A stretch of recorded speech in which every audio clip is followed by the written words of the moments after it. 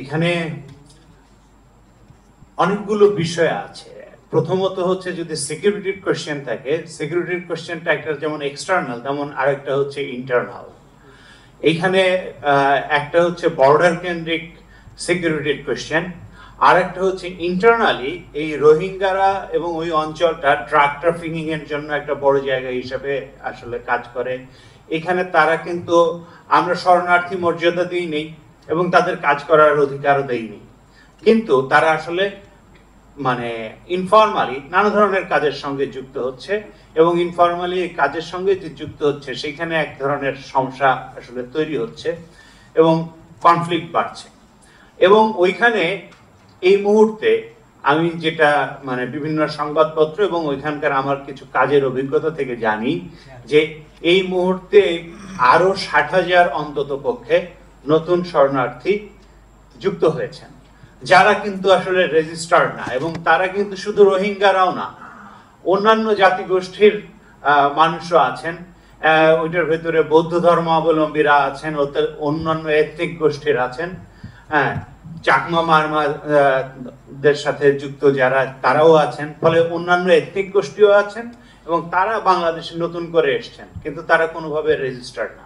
এবং এই যে ওইখানে আন্তঃধর্মীয় এবং আন্তঃ এথনিক যে মানে কনফ্লিক্ট, সেটাও কিন্তু আসলে বাড়ছে। ফলে এইটা কিন্তু একটা ডাইমেনশন, নতুন ডাইমেনশন আসলে তৈরি হচ্ছে ওই অঞ্চলে, যে অঞ্চলে আসলে আন্তঃধর্মীয় মানে এই জাতিগত যে পার্থক্য এবং কনফ্লিক্ট এটা আবার বাড়ছে, তার আগের গুলো তো আছেই। ফলে এইটার সাথে এটা একটা যুক্ত হয়ে যাচ্ছে। এক, দুই হচ্ছে যে রোহিঙ্গাদের প্রত্যাবাসনের ক্ষেত্রে যে চুক্তি করা হয়েছিল 2017 সালে, সেটা আসলে খুবই মানে আমি বলবো যে আসলে একটা অসম্ভব চুক্তি। 2017 সালে করা হয়েছিল যে 150 জন করে ওইখানে মানে নিয়ে যাওয়া হবে, তাতে বছরে হয় হচ্ছে প্রায় 2000 মতো। এটা মানে যদি কোনো ধরনের ওইখানে নতুন শিশু জন্মগ্রহণ না করে তাহলেও এটা 50 বছর লাগবে হচ্ছে এটা করতে।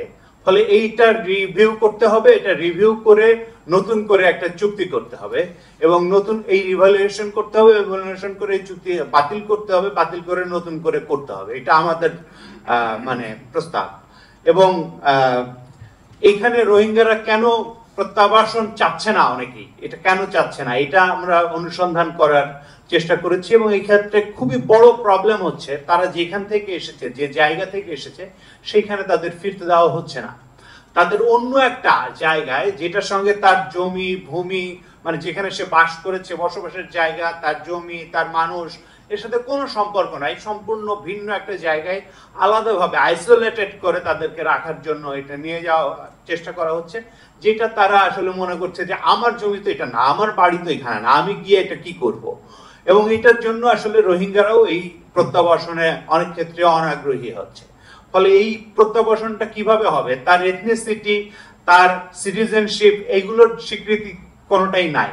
ফলে এই সমস্ত জায়গাগুলো খুবই গুরুত্বপূর্ণ, যেগুলো আসলে ছাড়া এই প্রত্যাবাসনটা আসলে সম্ভব না।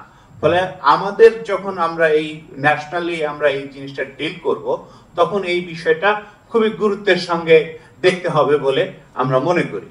এটা হচ্ছে আরেকটা দিক। আর আরেকটা দিক হচ্ছে যে এই যে এখানে একটা জয়েন্ট কমিশন আছে, যে দুই দেশের একটা জয়েন্ট মানে ওয়ার্কিং কমিটি আছে, যেই ওয়ার্কিং কমিটিটা আসলে কোনোভাবেই ফাংশন করে না এবং দুই দেশের একটা যৌথ ঘোষণা দেওয়ার পর্যন্ত এখনো পর্যন্ত যায় নাই।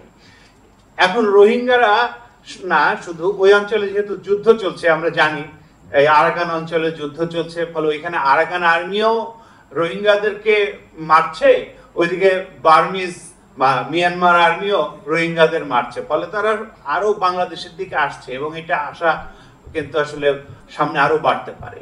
ফলে এই যে এই অঞ্চলটা নিয়ে কি হচ্ছে, ভূরাজনৈতিক ভাবে এই অঞ্চলের পরিগঠন কি হচ্ছে, সেটা যদি আমরা মানে হিসাবে না নেই, তাহলে আসলে এইটা আলাদাভাবে সমাধান করাটা আসলে কঠিন হবে। ফলে এইখানে আমরা কিভাবে এই জিনিসটাকে পুরোটা দেখবো, এখানে গণতন্ত্রের প্রশ্ন, অন্যান্য প্রশ্নগুলোকে কিভাবে দেখবো, সেটা আরেকটা গুরুত্বপূর্ণ জায়গা বলে আমরা মনে করি।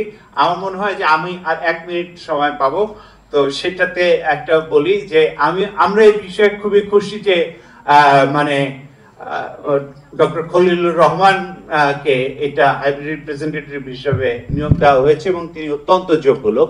কিন্তু আমি যেটা মনে করি যে তারও কাজ করার ক্ষেত্রে আরো অন্যদের সহায়তা লাগবে এবং এটা তার টার্মস অফ রেফারেন্স কি, তিনি কিভাবে কাজ করবেন এবং ন্যাশনাল ঐক্য কিভাবে এটা দেওয়া হবে এবং ভবিষ্যতে আসলে এইটা বিষয়ে আমরা কিভাবে ডিল করব, এই বিষয়ে আমাদের জাতীয় ঐক্যমত্য আসলে গঠন করার জন্য সবার একটা জায়গায় পৌঁছানো দরকার।